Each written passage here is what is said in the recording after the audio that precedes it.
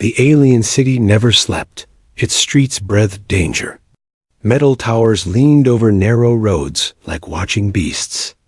Neon signs flickered above broken stone paths. This was not a place for mercy. In this city, the weak did not survive. And humans were always weak. Everyone knew the rule. If you were human and alone, you did not walk these streets at night. Tonight, one human did. He moved slowly through the shadows. His clothes were torn. His shoulder bled, but he did not run. High above him, eyes watched. Sharp eyes, hungry eyes. They were the savage alien girls. Street-born, raised by hunger, feared by all. They ruled this part of the city. No law stopped them. No force challenged them. To them, humans were not people. Humans were meals. The gang dropped down silently, surrounding the human from every side. Claws glinted under the lights. Teeth showed in cruel smiles. The human stopped walking. He looked around slowly, not in panic, not in fear. The alien girls laughed softly. This one did not scream.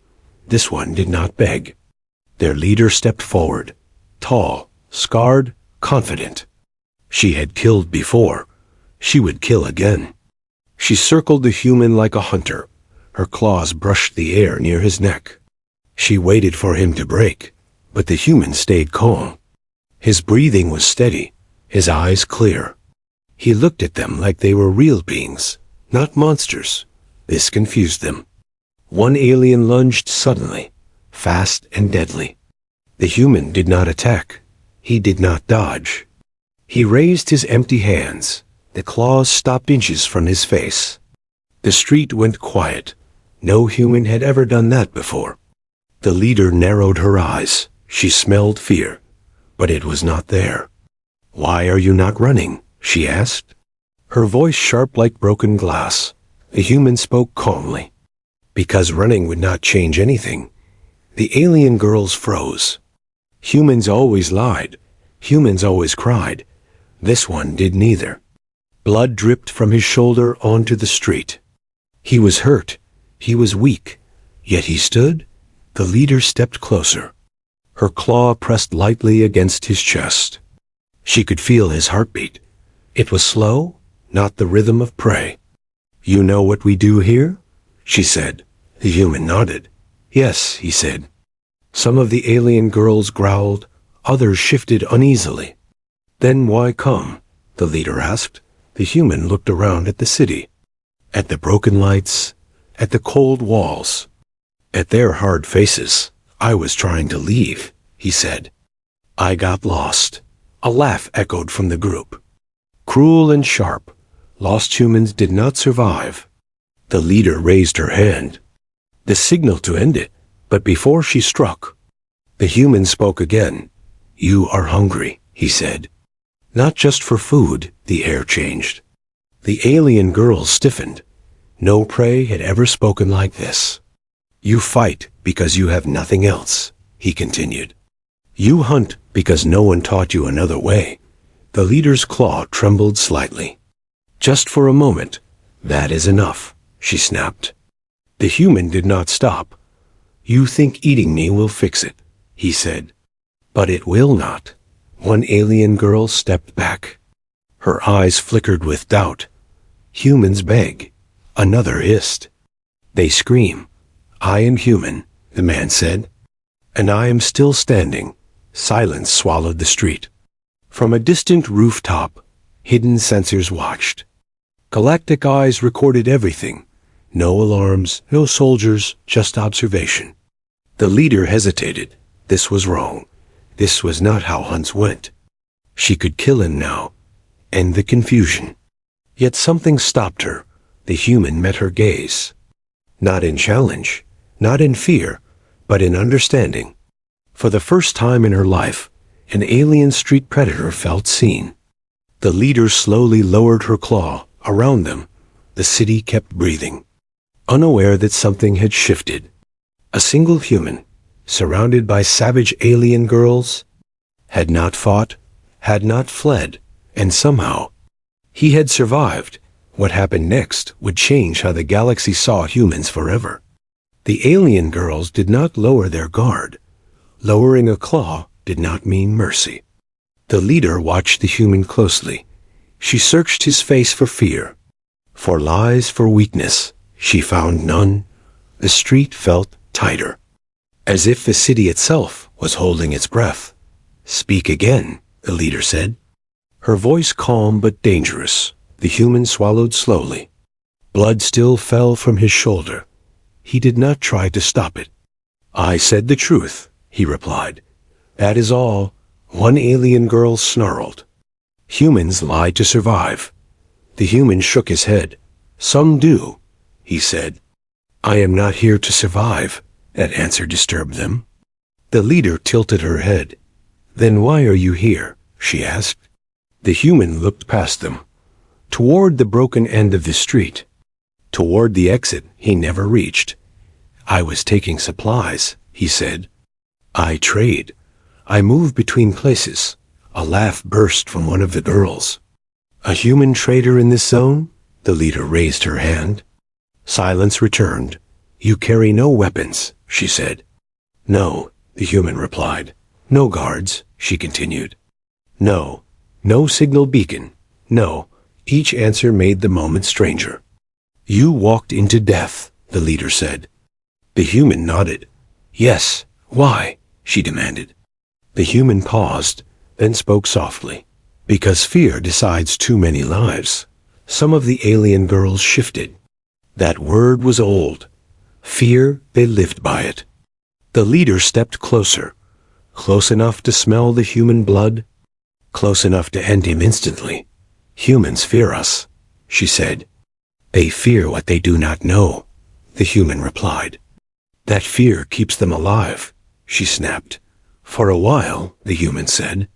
A sharp hiss escaped one of the girls. The tension cracked. "You speak like you are above us," the leader warned. The human met her eyes. "I am not above anyone," he said. "I am beneath many things." That was not arrogance. That was honesty. The leader studied him longer now. Not as prey, but as a problem.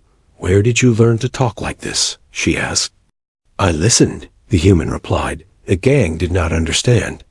"I listened when people were angry," he continued. "I listened when they were hungry. I listened when no one cared." The leader's jaw tightened. Listening was not power. Taking was power. "Words will not save you," she said. "I know," the human replied. "Then stop," she ordered. "I cannot," he said. That answer echoed. One alien girl stepped forward, younger than the rest. Her claws smaller, her eyes uncertain. "He is hurt," she said quietly. The others turned on her. "Enough," the leader growled. The young one stepped back.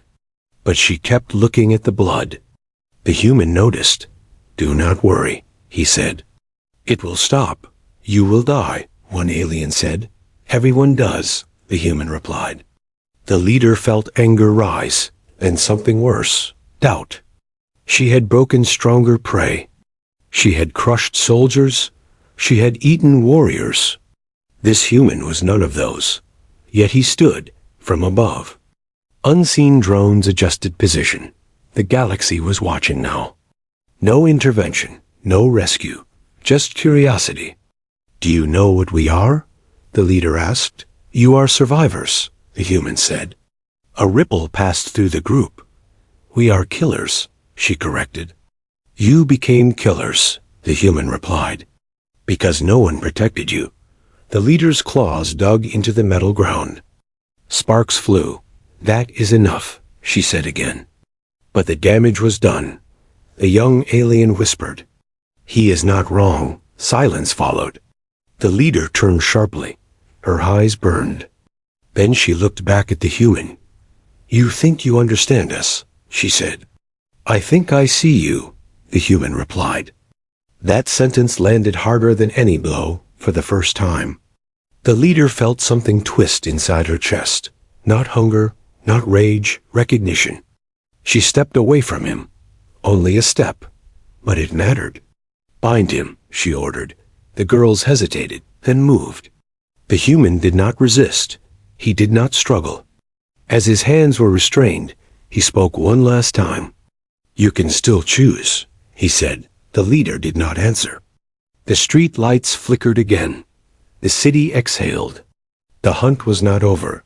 It had changed. The human stood bound in the center of the street. His hands restrained, his body weak, yet his posture stayed calm. The alien girls formed a circle around him, not tight, not loose, uncertain.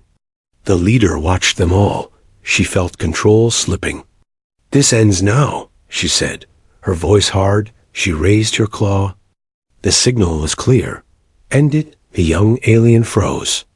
Her breath caught, the leader noticed. "You doubt," she said. The young one shook her head slowly. "I question," she replied. That word hit the ground like broken metal. Questioning was dangerous. The leader turned back to the human. "You have poisoned them with words," she said. The human lifted his head slightly. "They already carried the poison," he replied. "I just named it." A sharp growl rose from the group. But it faded quickly. The leader stepped closer. Her shadow covered him. "Do you know how many we lost?" she asked. The human nodded once. "I know loss," he said. "You know nothing," she snapped.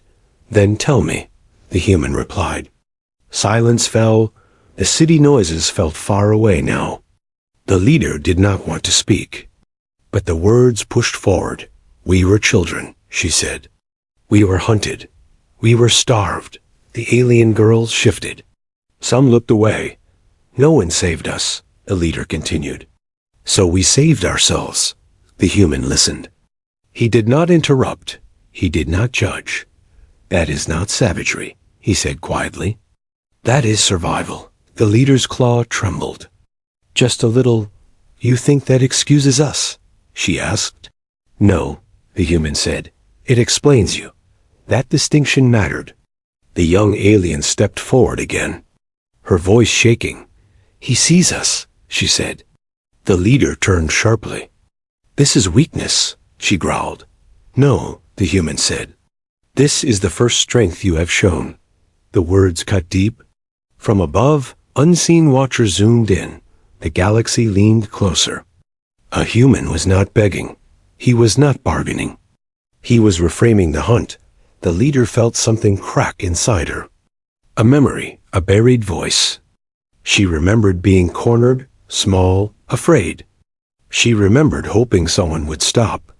No one did. "You should hate us," she said. "I do," the human replied. "I hate what this place made you." The alien girl stiffened. "I hate that the galaxy left you here," he continued. "I hate that killing felt easier than asking for help." The leader's eyes burned, not with rage, with something wet. "Stop," she whispered. The human did not push further. He waited. That patience was unfamiliar. A siren echoed far away. Not for them, not yet. The leader lowered her claw fully. Letting it hang at her side, "Unbind him," she said. The order shocked them all. The young alien moved first. Her hands shook as she loosened the restraints. The human's arms fell free. He staggered slightly, then steadied himself. He did not run. The leader watched closely. "Why?" she asked. "Why not escape?" The human met her eyes. "Because this is the moment," he said. "What moment?" she demanded. "The one where you decide who you are," he replied. The street felt different now. Less like a trap, more like a crossroads. The leader turned to her gang. They were no longer hungry faces. They were uncertain ones. "This human walks free," she said. No one argued. "He speaks again," she continued. "And you listen." The galaxy observers recorded a rare event. A predator chose pause over blood. The human bowed his head slightly, not in submission, in respect. "You will be hunted for this," he warned. The leader nodded. "We always were," she said. Above them, a quiet alert flashed. Human anomaly confirmed. The hunt had ended. The change had begun. The human did not leave the street immediately. He stood quietly as the alien girls stepped back. The city around them returned to motion. Lights flickered, distant engines roared. But something invisible had changed from orbit. Silent observation ships adjusted their position. Sensors focused, data streamed. The event was small. One human, one street. Yet the implications were large. Reports moved through secure channels. A human survived direct contact with savage predators. No weapons used, no force applied. The analysts paused. That did not fit any model. On a nearby station, alien officials reviewed the footage. They replayed the moment again and again. The human speaking, the predator listening. "This is manipulation," one said. "This is weakness," another replied. A third remained silent, watching the leader lower her claw. "Humans are not supposed to do this," the third said. Across the city, rumors spread fast. Street gangs whispered, merchants talked. A human walked free from the savage girls. Some laughed, some feared. The alien girls returned to their territory, not as conquerors, but as thinkers. The young one kept replaying the human's words in her mind. Choice, strength, those ideas felt dangerous. The leader felt eyes on her now. From rivals, from watchers, she knew the rules. Mercy invited challenge. A rival gang tested them before dawn. Blades out, claws ready, the leader stepped forward alone.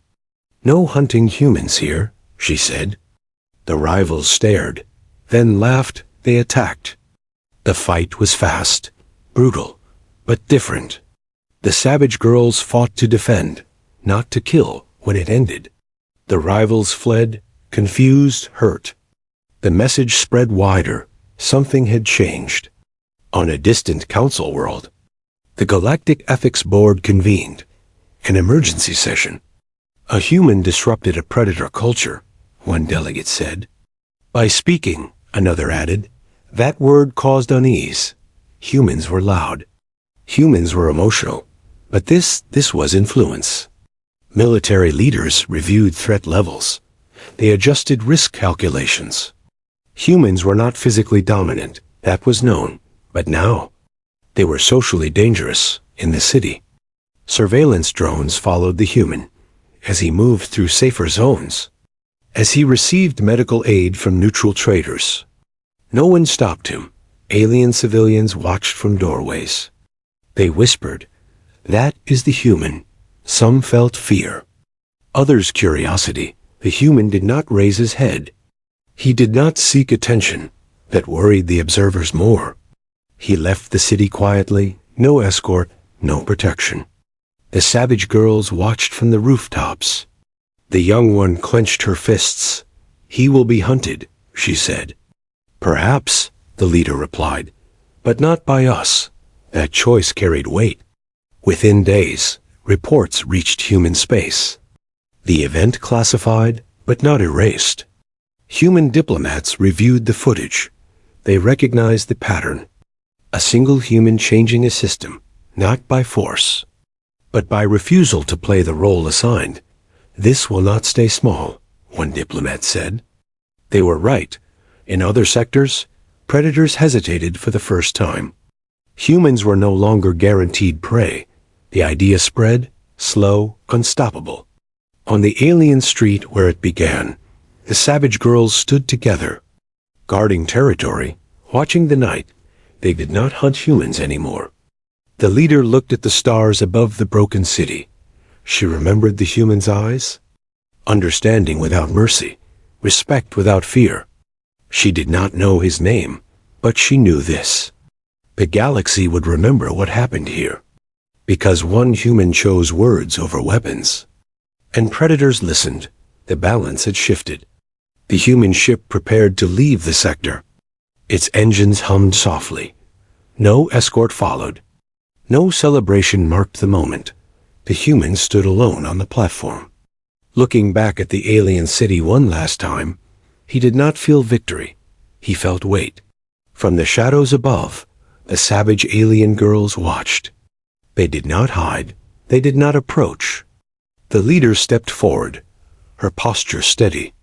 "You could have died," she said. The human nodded. "Yes, why risk it?" she asked. The human thought for a moment. "Because someone had to stay," he replied. The young alien stepped closer. "You changed nothing," she said. Trying to sound strong, the human smiled faintly. "Change never starts loud," he said. Silence followed, around them. Other aliens watched from a distance. Not hostile, not friendly aware. The leader studied the human. "You will tell your kind about us," she said. "Yes," the human replied. "They will come with weapons," she warned. "Some will," he said. "But others will come with questions." That answer stayed with her. The boarding signal sounded. Time was short. The leader stepped back, then surprised herself. "Go," she said. "Before someone else decides to be brave." The human bowed his head. Not as prey, not as ruler, as equal, he turned and walked into the ship. The doors sealed, the engines flared, and the human was gone. Days passed, then weeks. The galaxy did not forget. In distant systems, predator gangs hesitated, remembering the footage. Humans were no longer silent meals. They were variables. On council worlds, debates grew heated. Humans destabilize environments, one voice argued. They create empathy where control once existed, another replied. No agreement followed, only concern in human space. The story spread quietly, through captains, through traders. A simple lesson formed: do not assume weakness. Back in the alien city, the savage girls changed slowly. Not overnight, not easily. They stopped hunting humans. Then stopped hunting the weak. Territory became protection. Not feeding ground. Rivals challenged them. Again and again, each time, they held their ground. Not as monsters, but as guardians, the leader often looked to the stars, wondering where the human was now. She did not regret letting him live. She regretted the years before she learned to stop. One cycle later, a human ship returned, not armed, not escorted. It carried food, medical supplies, and a message. The leader read it in silence. It said, "We remember you." No signature, no threat, just acknowledgement. The young alien smiled, just once, across the galaxy. A quiet rule began to form. Humans were not predators. Humans were not prey. Humans were disruptors. They walked into broken systems and refused to play the part given to them. They asked questions. They listened, and when needed, they stood still. The galaxy learned this truth too late, and just in time, because where humans went, the old rules broke, and something new had to be built. Not with claws, not with fear, but with choice, and it all began on a forgotten street, when savage alien girls met a human who did not run,